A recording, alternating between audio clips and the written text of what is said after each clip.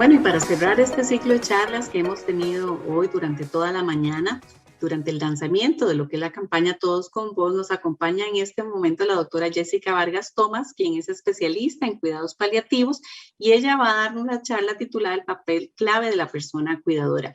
Muy buenos días, doctora, ¿cómo se encuentra? Muy buenos días a todos. Gracias por permitirme compartir con ustedes esta mañana y espero que la charla sea de provecho para todos los que nos están escuchando. Así será, estoy segura, doctora. Más bien la dejo para que usted comience con su charla. Adelante y muchas gracias nuevamente.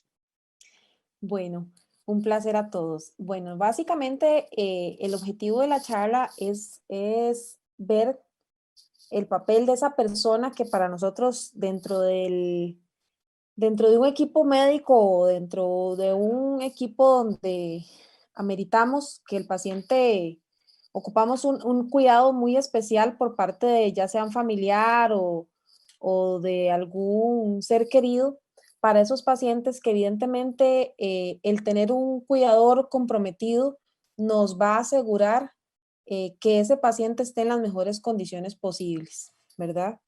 Eh, Primero me gustaría definir, bueno, yo soy, como lo comentó yo soy especialista en medicina paliativa y manejo del dolor, trabajo en un Hospital Nacional de Geriatría y Gerontología y realmente muchas veces las personas no tienen claro qué son los cuidados paliativos. En el contexto de los cuidados paliativos realmente es un planteamiento que mejora la calidad de vida de los pacientes y de las familias de esos pacientes, ¿verdad? Asegurándose hacerle frente a los problemas inherentes de una enfermedad que es potencialmente mortal. Somos expertos en prevenir y aliviar el sufrimiento a través de la identificación temprana, la evaluación y el tratamiento correcto del dolor y los otros síntomas que se pueden generar ante una enfermedad. Y esto va en tres esferas principalmente: la esfera física, la esfera psicosocial y la esfera espiritual. Entonces, realmente, ¿qué es lo que hacemos? Paliar o cuidados paliativos. ¿Qué significa paliar? Literalmente es como disimular o encubrir una cosa negativa que no podemos quitar. Entonces, en lo que respecta al cuidado, que para una persona, ¿qué es más importante que su autonomía? Y el sentir el tener esa pérdida de autonomía genera un impacto muy grande, no solo en la persona, ¿verdad? Sino en la familia o en esos seres queridos que están alrededor. ¿Por qué? Porque cuando una persona enferma, no solo enferma al paciente, toda la familia se ve impactada, la dinámica de esa familia se modifica. Y queremos ver el cuidado no como una carga, sino como una cuestión de responsabilidad humana, una cuestión de empatía a ese ser que está doliente, ¿verdad? A esa persona que está en un momento de vulnerabilidad que amerita la atención y unos cuidados empáticos. Esta imagen de Géricault es un pintor francés. Él la pintó, bueno, desde de 1824. Realmente describe en una imagen ese acompañamiento que se da al paciente en una etapa terminal eh, y el sufrimiento que puede generar a los que le acompañan. Sin embargo, en estas circunstancias yo diría que el conocimiento es poder, y tener un cuidador que se empape de conocimiento y que esté siempre atento a las necesidades del paciente y atento a lo que los equipos de salud le solicitan, genera que ese acompañamiento sea más llevadero y que la carga sea muchísimo menor. Entonces, en lo que respecta al cuidado, el cuidado, bueno, básicamente, como lo menciono, es una acción social que garantiza la supervivencia biopsicosocial de las personas con dependencia. Dependencia que, bueno, el cuidado puede ir desde la asistencia a las necesidades instrumentales del paciente, como esa persona adulta mayor que requiere que le, que le colaboren con la ida al súper, ahorita que estamos viviendo una situación como de pandemia, ¿verdad? Donde tenemos que cuidar mucho al paciente adulto mayor que en su momento al inicio se le intentaba como que esos pacientes no se expusieran, ¿verdad? Las personas que eran de alto riesgo, que no se expusieran, que no salieran ni siquiera al súper y demás. Entonces, esa asistencia de actividades instrumentales, ir al banco, ir a retirar efectivo al paciente, ir al súper, ir a la farmacia y demás, todo ese tipo de asistencias son necesarias. También tenemos la asistencia a actividades básicas de la vida diaria, que eso va desde el aseo personal, cómo apoyar al paciente en relación a su ida al baño o sus necesidades fisiológicas, ¿verdad? De miccionar o defecar, el ayudarle a vestirse, el mantenerlo aseado lo más que se pueda, en la prevención de úlceras en esos pacientes que no se pueden movilizar. Todo eso forma parte de esa asistencia, lavarle los dientes, darle los medicamentos al paciente. Todo eso forma parte de esa asistencia en las necesidades básicas, la alimentación, que es tan fundamental, ¿verdad? Es como tener un niño pequeño. Entonces, ¿cuándo es necesario un cuidador? Y realmente es cuando una persona requiere asistencia para realizar todas sus actividades de vida diaria o parte de ellas. Por ejemplo, los cuidados posteriores a una cirugía o una lesión, una enfermedad crónica en etapa avanzada o una discapacidad o una enfermedad en condición de terminalidad. Entonces, la experiencia de cuidar realmente involucra una gran responsabilidad y un enorme esfuerzo, provocando obviamente una carga al cuidador, ¿verdad? Que si no se logra manejar de forma adecuada, también puede traer implicaciones físicas, mentales y socioeconómicas en ese individuo, ¿verdad? Por eso es tan importante no solo el cuidado, sino el autocuidado a esa persona que se está encargando del paciente. Esta pintura de Picasso, ¿verdad? De 1897 la pintó cuando tenía apenas 15 años y ejemplifica básicamente ese acompañamiento que se brindaba por parte de religiosas a los pacientes que por mucho tiempo asumieron el cuidado de pacientes con enfermedades avanzadas y se ve cómo está la paciente, ¿verdad? Acompañado no solo por su médico que le estaba dando, en ese momento está tomando el pulso, ¿verdad? Sino también el acompañamiento espiritual y emocional que se le brinda, acompañado también de posiblemente el hijo de la paciente, ¿verdad? Que es lo que se busca en un cuidado, ¿verdad? Que el paciente pueda mantenerse en su entorno, rodeado de las personas que ama, de las personas que él desea que estén con esa persona. Entonces, en relación a una enfermedad incurable avanzada, hablamos que es una enfermedad que tiene un curso gradual y progresivo, ¿verdad? Que no responde a los tratamientos curativos disponibles y que provoca múltiples síntomas en el paciente, con un impacto emocional importante en su entorno también. En medicina paliativa, al menos los pacientes que nosotros valoramos son pacientes en los que uno diría que no me sorprendería si el paciente fallece en un periodo de 6 meses aproximadamente. Obviamente a mí, como médico tratante, realmente no me gusta hablar de tiempos o hablar de meses o demás a los pacientes porque siempre he pensado que eso llega a generar un poco de ansiedad no solo al paciente, sino a la familia. Y vivimos como en ese cuentagotas, como cuando estamos cerca de Navidad, como ahorita, ¿verdad? Y empezamos a contar los días para llegar a Navidad y eso genera, digamos, una situación como de ambivalencia y qué esperar, ¿verdad? Que es algo que siempre uno como médico procura no decirle al paciente, o lo ideal, no decirle al paciente cuánto tiempo estimamos porque realmente no lo sabemos. Hay pacientes que tienen todas las características o todas las condiciones clínicas para estar en una enfermedad en condición avanzada, sin embargo, el progreso es muy relativo en cada paciente, es muy individualizado. Y ya una enfermedad terminal hablamos cuando ya es una enfermedad que ya estamos con un pronóstico de vida muy limitado que nos va a llevar a la muerte, ¿verdad? Entonces, en relación al equipo de medicina paliativa, el equipo de atención que nosotros brindamos es un equipo multidisciplinario. Sin embargo, ese equipo multidisciplinario está como esa silla, le faltan patas si no contamos con un apoyo que para nosotros es fundamental, que es la familia. la familia o el rol de cuidador es vital para nosotros tener un impacto positivo en el paciente y que el paciente presente esa calidad de vida que es la que estamos procurando. En cuanto al rol del cuidador, bueno, realmente el rol es un modelo organizado de conducta, ¿verdad? Que va a depender de cierta posición del individuo en una red de interacciones ligado, ¿verdad? A esas expectativas propias y de los otros.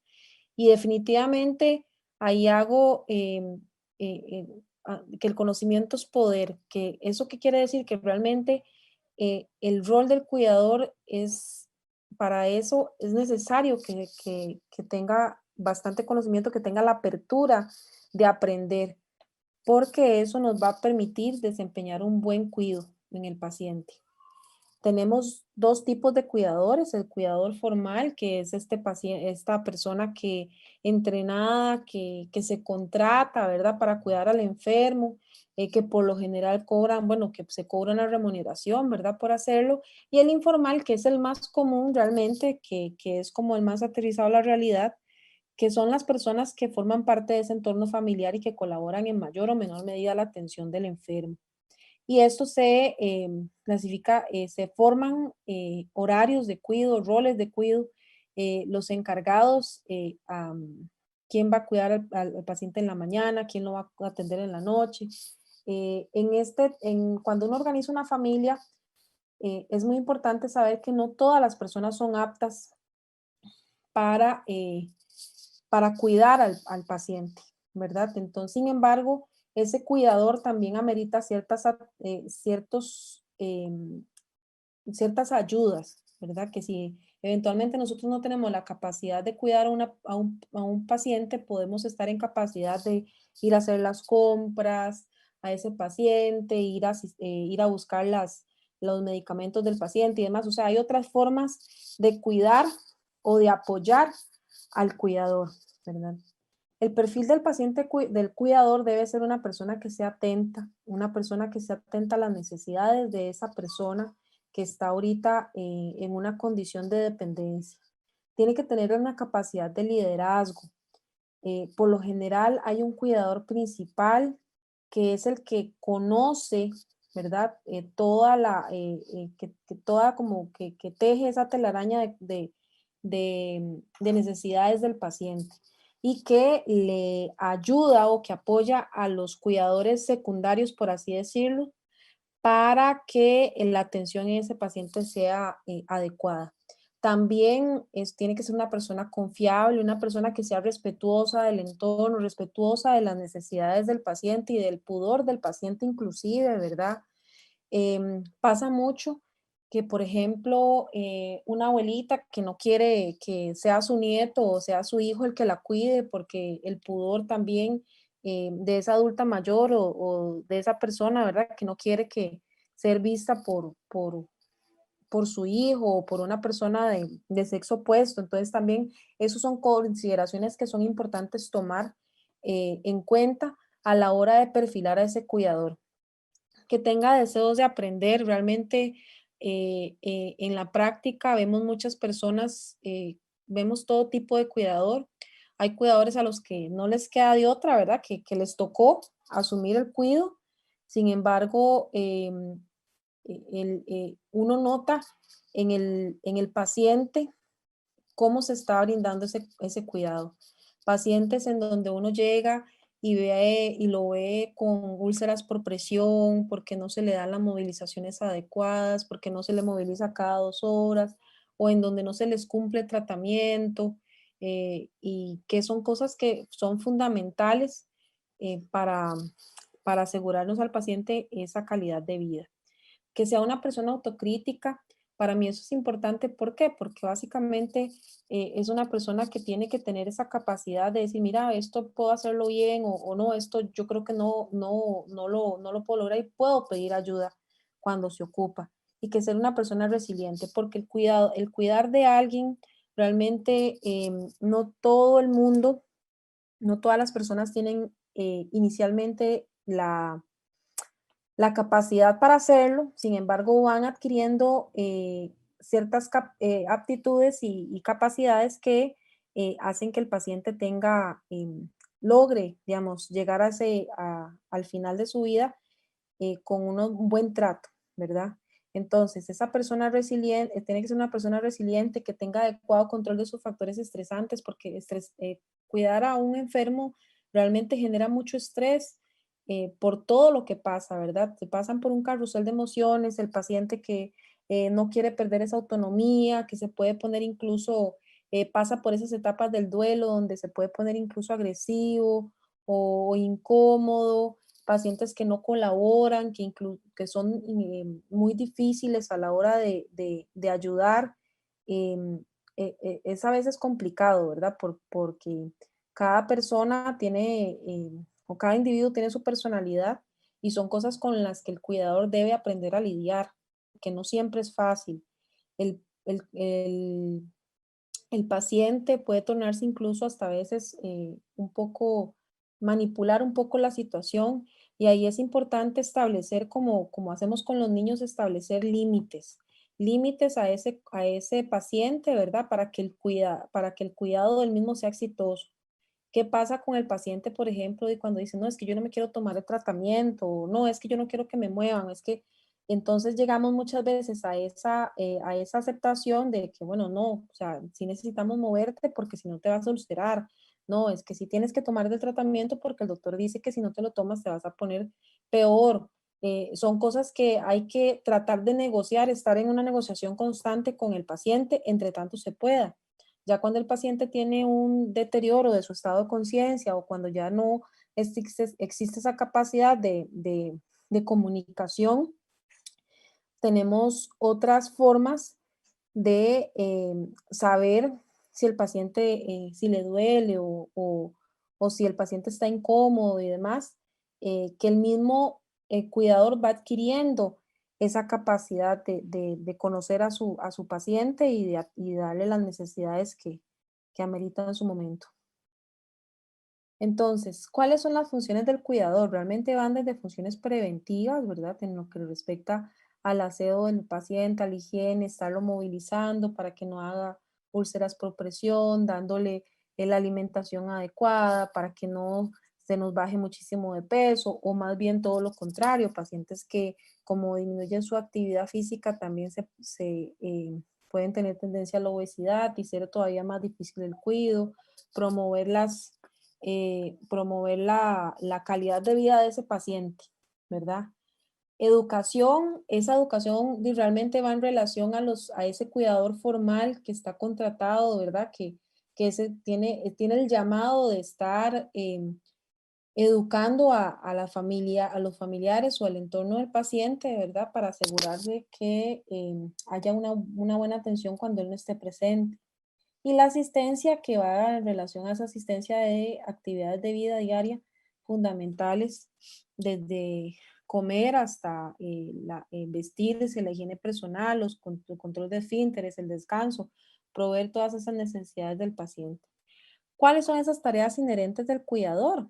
Bueno, tenemos que asegurarnos un acompañamiento y asesoramiento en las actividades de vida diaria, como lo comentaba, y ese acompañamiento eh, no es yo lo que digamos a los pacientes les digo, bueno, si usted va a acompañar a alguien, no es como hace uno, como uno ahora eh, muchísimo con esto de los celulares y demás, que uno lo ve en los restaurantes en los restaurantes y demás, que uno ve que la gente ya no conversa, ¿verdad? Que ya se pegan al celular, entonces uno ve que están comiendo y tienen el celular en la mano y demás, y ese no es el tipo de acompañamiento que uno quisiera en una cena o en un almuerzo, ¿verdad? Y pasa lo mismo con el paciente. Ese acompañamiento involucra el escuchar al paciente activamente, el reconocer sus necesidades, ¿verdad? Muchísimo, incluso llegar a conocerlo tanto que ya nos anteponemos a esas necesidades del paciente, ¿verdad? Administración de medicamentos, estar pendiente, bueno, ¿qué le pusieron? ¿Qué hay que modificarle? ¿Cómo le está cayendo al tratamiento? Eso es muy importante para el equipo tratante, también para el equipo de salud. ¿Por qué? Porque muchas veces llegamos a una casa y el cuidador que está ahí no sabe ni siquiera qué es lo que toma el paciente, a qué hora se lo tiene que tomar, no está consciente de cuánto, de cómo le cae, que cosas tan importantes también de cómo es el hábito intestinal de ese paciente, cuántas veces ha miccionado, ¿no? Que, bueno, ha ido al baño a orinar o cómo está la orina, cómo se está comiendo bien, cuánto está dejando de la dieta, si la está tolerando, si tolera las texturas, si ya hay que pasarlo a una dieta líquida, a una dieta de semisólida. Todo eso son cosas que el cuidador realmente es el que le dice al equipo tratante o a los médicos o el profesional de salud que les apoya, ¿verdad? La ingesta asistida a los medicamentos, de los medicamentos y de alimentos también es importante. Muchas veces en pacientes que tienen problemas para deglutir o para tragar, uno le indica a los familiares o al cuidador que eso es una tarea que puede tardarse su rato, ¿verdad? No es como en 5 minutos darle la comida, no, es que no quiso probar ni una cucharadita, entonces ya desistí, no quiere comer. A veces hay que sentarse con el paciente y tratar media hora, una hora incluso, ¿verdad? De que el paciente coma a poquitos para que tenga buena tolerancia a esa comidita y em, que el paciente evolucione a bien, ¿verdad? Y la parte de la higiene que es fundamental, ¿verdad? Y muchas veces nos ha pasado que nos encontramos a los pacientes quemados o que han pasado todo el día con solo un pañal y que amerita, y que eso son cuestiones como fundamentales para el paciente, ¿verdad? Y en relación al cuidado. Eh, Muy importante cuidar del cuidador.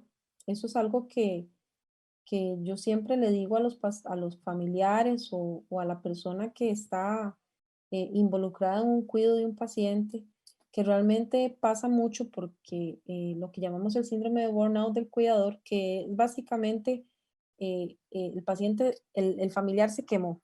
O sea, nosotros lo decimos así, está quemado, está cansado, un cuidador cansado, un cuidador angustiado, quemado, lo que hace es que compromete la calidad de ese cuidado al paciente. Entonces, ¿qué es lo que se le recomienda a ese cuidador? Fomentar esos espacios de descanso que el paciente que necesita, tener esos momentos de ocio, ¿verdad? Tener la capacidad de decir roles de cuidado, horarios de cuidado, vea, yo cuido de tal hora a tal hora al paciente, y los momentos en los que no estoy con el paciente, dedicarme a otra cosa. Muchas veces pasa que en la casa, digamos, vive el mismo cuidador y por lo general no sale de la casa, pero digamos, llegó la hermana a cuidar al paciente.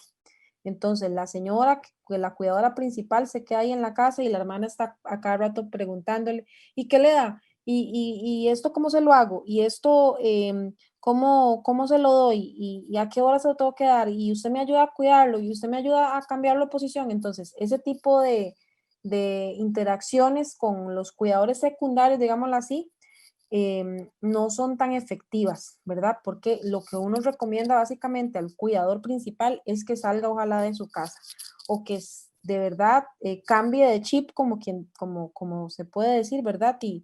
Y se dedique a hacer algo completamente diferente a cuidar, que se dedique a él, ¿verdad? Que si tiene que ir al salón, bueno, que vaya al salón de belleza o si tiene que ir a hacer deporte, que vaya y haga deporte, ¿verdad? Para liberar ese estrés emocional y físico que puede generar el cuidado hacia un paciente dependiente.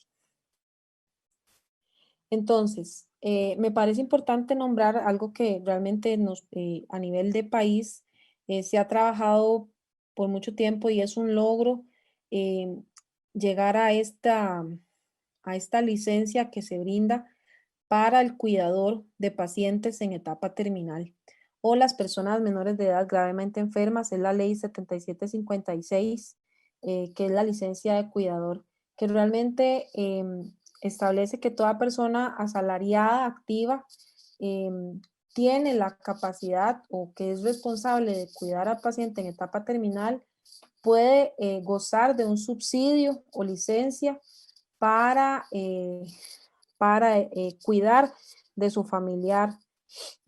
Eso sí, obviamente la licencia dice que un requisito fundamental es que no medie ninguna retribución alguna, entonces obviamente esto funciona para familiares directos o allegados al paciente, ¿verdad?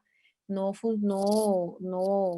aplica para alguien a la que se le está pagando adicional el cuido o que su trabajo sea ese, ¿verdad? Lógicamente. ¿Quién puede acogerse a la licencia? Realmente el responsable designado podría ser un familiar o cualquier otra persona, ya sea con vínculo afectivo o responsabilidad, que pueda cumplir de forma debida la misión que se le encomienda. A juicio no solo del paciente, sino también a criterio médico, porque nosotros muchas veces vemos que tal vez la hija, el paciente o el hijo del paciente quieren asumir ese rol, pero por por cuestiones de personalidad o que se vean muy ansiosos y todo, uno realmente prefiere que ese cuido caiga en una persona que tenga la capacidad o el perfil que mencioné anteriormente en, durante la charla, ¿verdad? Que eso es vital. El plazo establecido y básicamente la licencia y el subsidio se van a otorgar por el plazo que se declara el paciente en fase terminal, como lo mencioné, puede ir de 6 meses en adelante, eso va a depender muchísimo del paciente, se renueva cada 30 días y puede ser levantada muchísimo antes del vencimiento al juicio del médico tratante. Eso es algo que requiere de una valoración continua. El subsidio, básicamente, eso va a depender mucho de la escala salarial que tenga el paciente y ahí el porcentaje a definir por el paciente, por la entidad. Entonces puede ir desde un 100% que se le respete el salario hasta un 60% dependiendo cuánto gane esa persona asalariada que está acogiéndose a la licencia.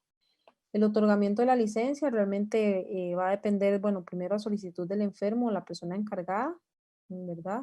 De la condición de terminalidad del paciente en base a un dictamen realizado por un médico, idealmente que trabaje en la Caja Costarricense del Seguro Social. Y de ahí se hace un dictamen médico que se eleva a la Comisión Local Evaluadora de Incapacidades y de ahí a la dirección médica correspondiente, que eso va a depender también si el médico es si es un médico particular. La cancelación de la licencia, básicamente, cuando el paciente fallece, se cancela automáticamente a solicitud del mismo paciente o alguna condición desfavorable que afecte al enfermo o que sea detectada por el médico tratante o algún otro miembro del equipo de salud. El financiamiento es del Fondo de Desarrollo Social y Asignaciones Familiares, que se destina un porcentaje que se traspasa a la caja y de ahí se cubre el subsidio y para ese fin. Y realmente en lo que respecta a o lo más importante en relación a las conclusiones es que después de ver lo de la licencia, que me parece importante hacerlo, presentarlo, porque es algo que muy poca gente tiene conocimiento al respecto, porque pasa muchas veces que el papá se enfermó y el hijo termina renunciando a su trabajo para poder cuidar de su papá sin saber que puede acogerse a este tipo de subsidios que no le va a comprometer, digamos, desde el punto de vista financiero a su patrono. El patrono lo reporta en cero y se le otorga el subsidio, que eso también es parte importante de mantener esa salud mental o esa salud de ese cuidador, ¿verdad? ¿Por qué? Porque obviamente si el cuidador económicamente no logra hacer frente a sus necesidades de vida diaria también, ¿verdad? O sus gastos, también genera un estrés adicional a ese cuidador y por tanto nos compromete el cuidado. Realmente la actitud de uno como especialista en medicina paliativa siempre es tratar de ofrecerle a ese cuidador todas las herramientas o toda la educación necesaria para evitar esa ansiedad generada por el cuido mismo y también por la enfermedad. Estos pacientes pasan por un carrusel de emociones y una montaña rusa en lo que corresponde a su enfermedad, el curso de la misma. Pasan por momentos muy buenos donde el paciente está muy estable y otros donde pensamos que ya el paciente está en situación de últimos días y que hay que correr y eso genera mucho estrés en esa persona cuidadora, que por tanto, digamos, es necesario que sea una persona resiliente con esa capacidad de controlarse en medio de la adversidad. Es difícil, ¿verdad? Obviamente decirlo, es más fácil decirlo que realmente hacerlo, ¿verdad? O verlo en la práctica, sin embargo se logra. Y hemos tenido la experiencia de cómo, del ver cómo ese cuidador impacta en esa calidad de vida del paciente, ¿verdad? Tenemos pacientes que obviamente cuando salen del hospital a veces salen muy deteriorados, que uno piensa que la evolución va a ser muy tórpida y lo agarra un cuidador comprometido y vemos cómo ese paciente mejora de forma significativa, incluso cómo ese paciente se puede rehabilitar eh, a, a ser más independiente en lo que cabe, ¿verdad? Por lo menos ayudar en cuanto a transferencias, ayudar en la ida al baño, ¿verdad? Eso es vital, tratar de que el cuidador entienda que se le tiene que preservar la autonomía de ese paciente lo más que nos dé. Muchas veces también vemos que ese cuidador más bien invalida al paciente, ¿verdad? No lo deja hacer nada y entonces también eso hasta cierto punto no es bueno porque no nos va a ayudar, no nos favorece a la rehabilitación de ese paciente, ¿verdad? Entonces, como lo menciono, el papel de un buen cuidador es fundamental para esta evolución del paciente, asegurándole así la calidad de vida de la persona enferma. Debe contar, como lo mencioné, con aptitudes y actitudes para el cuidado adecuadas, ¿verdad? Debe ser una persona que sea comprometida, una persona que tenga autocrítica, que tenga capacidad de aprender y que esté dispuesta a aprender. Como lo mencioné, saber es poder en lo que respecta a cuidados de un paciente y que siempre lo más importante o lo que quisiera que se llevaran de esta charla es que hay que cuidar del cuidador. ¿Por qué? Porque es como quedar con un banco sin una pata, quedamos cojos. Entonces, si no cuidamos a esa persona también que está ahí, como decimos, al pie del cañón, a la par de ese paciente, para ese paciente puede llegar a ser fatal, ¿verdad? ¿Por qué? Porque un cuidador estresado, un cuidador que está agotado, nos compromete la atención al paciente, nos compromete ese cuidado.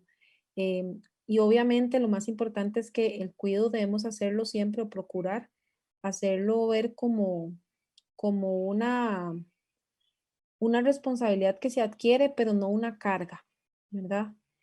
Porque si lo vemos como una carga, todavía nos generaría más frustración. Yo siempre he pensado que es hasta cierto punto un privilegio cuidar de una persona en ese estado que se le brinda muy pocos, ¿verdad? Y que tienen muchas veces pasa, digamos, el hijo que tiene que cuidar a su mamá o la hija que tiene que cuidar una hermana que tiene que cuidar a su familiar y demás, y realmente es un privilegio poder acompañar a un paciente en una condición de vulnerabilidad tan extrema.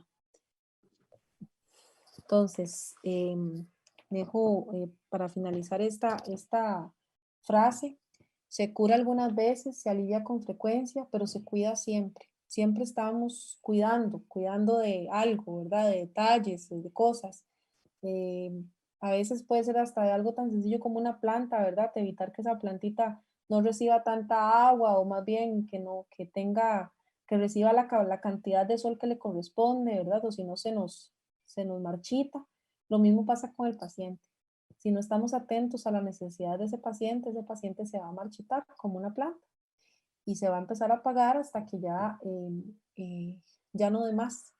Entonces, no solo impacta la sobrevida del paciente, su enfermedad como tal, sino esos cuidados que se le brindan a ese paciente. Entonces, más bien ahora las preguntas que requieran o demás, entonces pasaríamos a eso en este Mu- momento. Muchas gracias, doctora. Sí, definitivamente. Muchas gracias por todas estas palabras tan motivadoras, estas reflexiones y esta información tan importante. Vamos a precisamente a pasar a la parte de algunas consultas que tiene la audiencia que nos está acompañando hoy y tenemos esta primera pregunta. Dice así la primera pregunta, doctora, dice, la demencia está cubierta con la ley 7752. ¿Puede la persona asalariada tomar el tiempo para cuidar a su pariente con demencia? Por supuesto, realmente eso va a depender de que si la persona con demencia cumple con criterios de terminalidad. Hay criterios establecidos para cada enfermedad, tanto oncológica como no oncológica, que uno de forma objetiva puede determinar qué tanto se espera, ¿verdad? En cuanto a tiempo de vida de ese paciente. Por supuesto, en enfermedades degenerativas como la demencia, que pasan por como lo mencioné durante la charla, por un carrusel o por una montaña rusa que a veces están bien, pasan a estar por un momento muy bien, después están con una crisis y caen, pero hay criterios establecidos, hay también herramientas o instrumentos de medición para definir básicamente o estratificar la sobrevida de los pacientes. Entonces, en base a eso, el clínico puede brindar la licencia de cuidador para cuidador en paciente de fase terminal. Si es importante hacer o anotar que realmente, lastimosamente, sabemos que esos son pacientes que desde muy temprano ameritan mucha atención, ameritan supervisión continua y demás. Sin embargo, lastimosamente en este país todavía no existe una ley de acompañamiento a ese paciente cuando está en una condición todavía no terminal, ¿verdad? Y eso va para cualquier enfermedad degenerativa o en una enfermedad crónica no terminal. Que igual amerita cuidado. Gracias, doctora. Otra pregunta muy puntual que dice, ¿la morfina hace que las personas se mueran antes de tiempo? No. Realmente hay muchos mitos en relación a la morfina. La morfina es un medicamento para el dolor, catalogado como un opioide fuerte. Ese es un medicamento que funciona para dolor severo, independientemente que estemos en el contexto de paciente con cáncer o no. Eso va a depender del tipo de dolor del paciente y la intensidad del dolor. No hay muchos mitos en relación a la misma, el chance de si está bien indicada, no hay riesgo de adicción en el paciente, sí puede existir un riesgo de tolerancia, sin embargo, eso va a depender mucho de cada persona. No tiene techo terapéutico, es decir, que no tiene una dosis máxima indicada, hay dosis recomendadas, por supuesto, sin embargo, no va a matar a nadie antes. La gente piensa que en muchos escenarios la morfina se le brinda a los pacientes cuando están en una condición muy deteriorada. Entonces tienden a pensar que ese medicamento solo se da a los pacientes cuando están muy mal. Sin embargo, eso ya no se está manejando de esa forma. Se da el tratamiento cuando la persona realmente lo necesita, ¿verdad? Se trata, por lo menos en lo que respecta a cuidados paliativos, medicina paliativa, se busca asegurar calidad de vida en el paciente. Entonces, si tenemos que dar la morfina muchísimo antes, se indica en base a lo que el paciente presente, pero no, son puros mitos. Listo. Dice también otra pregunta, dice, ¿cómo evitar las úlceras para un adulto que se encuentra en cama? Lo más importante, los cambios de posición. Eso es la indicación principal. Cambios de posición cada 2 horas aproximadamente, un poquito más, un poquito menos, dependiendo de el mismo cuidador y qué tan pesadito sea el paciente. Se les recomienda tener una sabanita doblada en el medio entre el tórax y la pelvis, ¿verdad? Para que favorezca la movilización de ese paciente hacia un lado, luego 2 horas de frente, 2 horas boca arriba, 2 horas del otro lado, siempre y cuando el paciente esté, perdón, es que estoy en consultorio otra vez, esté disponible, ¿verdad? Para eso. Listo. Y una última pregunta, doctora, que sabemos que estamos en vivo, así que no hay problema, eso está en el Perdón, hospital. es que ya me están tocando. Ya, dice la última, ¿cómo prevenir el desgaste de los cuidadores cuando son miembros de la familia? Ese es el cuidador informal, ¿verdad? El cuidador al que le tocó, ¿verdad? Asumir el rol y que obviamente muchas veces lo hacen con el mayor amor del mundo, ¿verdad? Sin embargo, sí, nadie dice que es fácil cuidar de una persona enferma. Realmente es una tarea bastante complicada, les toca ser enfermeros, médicos y demás ahí al pie del cañón del paciente, ¿verdad? Sin embargo, lo que recomiendo siempre es darle esos espacios de esparcimiento al paciente, ¿verdad? Al cuidador, ¿verdad? Darle esos momentos en donde sea, como es un familiar, tener establecidos roles o horarios de cuidado, ¿verdad? Y siempre pedir ayuda, ¿verdad? O sea, una persona no puede asumir el cuidado 24/7 jamás, ¿verdad? ¿Por qué? Porque eso genera mayor desgaste. Entonces es importante establecer una red de apoyo a ese cuidador, ¿verdad? Si yo no puedo cuidar a un paciente, bueno, mi hermana está cuidando a mi mamá y yo no puedo asumir ese rol porque yo trabajo o porque definitivamente no tengo las aptitudes o la capacidad de cuidado, pero puedo apoyar a mi hermana de otra forma. Puedo ir a hacer las compras, puedo ir a estar al tanto de los medicamentos que ocupa el paciente y demás, ¿verdad? Entonces, sí es importante ese apoyo al cuidador para evitar ese burnout. Entonces, cuando el cuidador se va o deja su papel por un momento, al menos literalmente que piense en otra cosa, que lleve su mente a otro lado, que si tiene que ir al salón de belleza, que vaya, que si tiene que ir a visitar a una amiga, que la visite. Todos estos momentos de esparcimiento son vitales, que si tiene que ir a la iglesia también, hay formas en las que si quiere tejer, eso es independiente de cada persona, pero sí son necesarios y no son negociables. Que se desconecte, como decimos popularmente.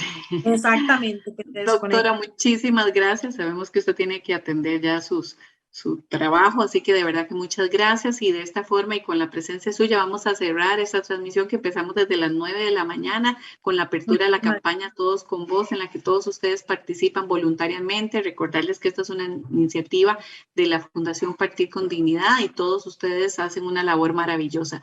A nombre de todos los representantes, muchas gracias a ustedes, muchas gracias a todas las personas que nos acompañaron y que van a acompañar, porque esta grabación queda por acá para que también la puedan descargar. Recordarles que la campaña va a estar un mes completo al aire y algo sumamente importante, el bingo del 3 de noviembre a través del perfil de Facebook de Radio Azul. Puede comprar los cartones en esta misma plataforma, todosconvoz.com. Ahí vienen todas las indicaciones de cómo puede hacerlo, muy sencillo, para que colabore. Todos esos fondos son para la labor que realiza la Fundación con todas las personas, adultos mayores en fase terminal y algunas de ellas con recursos escasos. Agradecer a los patrocinadores de la campaña, Copeande, Himalaya, Cadena Radio Costarricense y Telecable, que hacen posible que esta campaña también esté en diferentes medios masivos. Muchas gracias a todos y a todas. Muy buenas tardes y muchas gracias, doctora. Hasta luego.